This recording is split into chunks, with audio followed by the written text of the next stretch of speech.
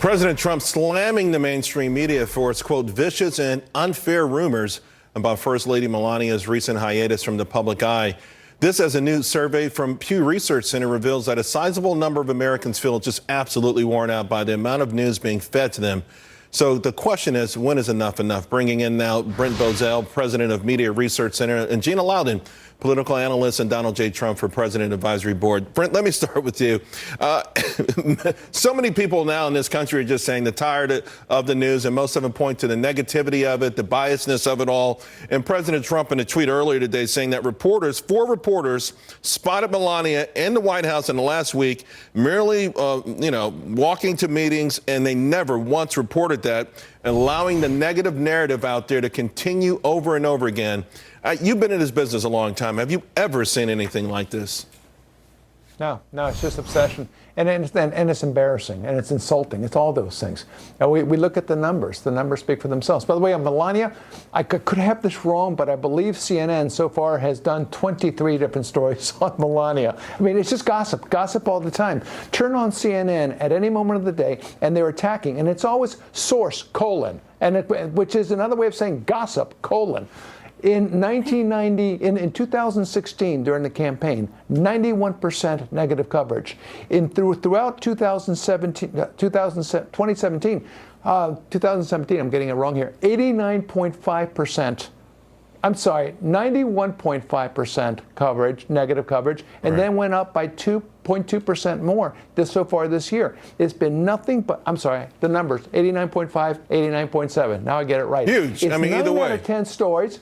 9 out of 10 stories attack Donald Trump, and it's been going on since the summer of 2016. The public is sick and tired of this, Charles. And to that point, Gina, Brian Stelter's at CNN had a tweet saying that Trump is conflating random Twitter commentators with, quote, the media here, a common tactic of bad faith critics, both disappointing to see, but disappointing rather to see POTUS do it. I think he's got a lot of nerve. He has been the main guy at CNN on this "Where's Melania" thing. And then, of course, is David Frum, a Republican who hates President Trump, suggesting that maybe he did something physically violent to her.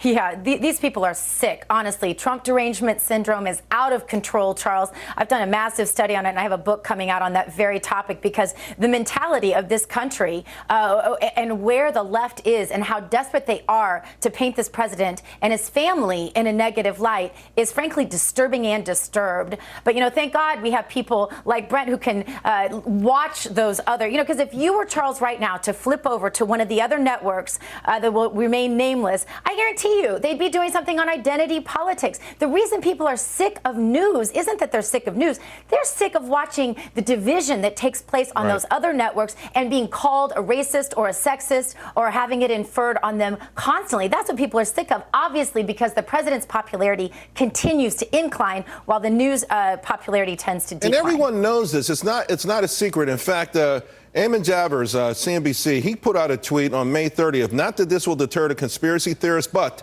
I saw the First Lady walking with her aides in the West Wing yesterday afternoon. And yet, Brent, to your point, CNN kept pounding away at some form of conspiracy. Where's the First Lady? What happened to her? Yeah, and my answer to CNN is, where's the news and what happened to it? We're talking about this Trump derangement syndrome, and it's exactly what it is. At the expense of what? Folks, think about this. We are right now involved in a war. We are at war in Afghanistan.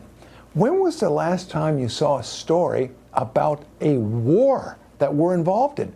And yet, no, we're going to talk about where was Melania. This is how embarrassing it's gotten. Yeah. We are at war. And I just for the audience out there, scratch your head and ask yourself, when was the last time you saw a story about the status of American forces at war in Afghanistan? Yeah, or the status of our enemies. Or Charles, like ISIS. imagine.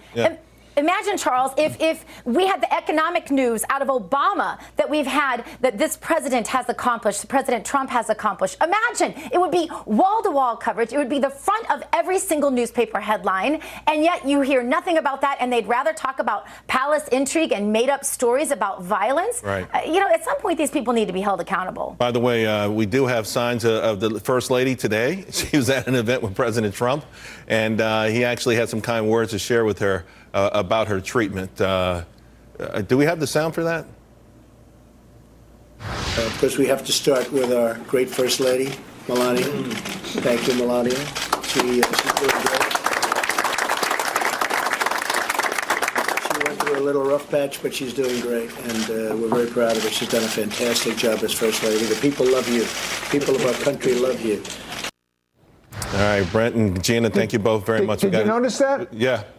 She went through a rough patch. What did he do to her? Yeah. Well, I got to tell you, it's never going to stop, I don't think, but I'm glad we have people like you pointing it out, Brent, and of course, Gina. Thank you both very much.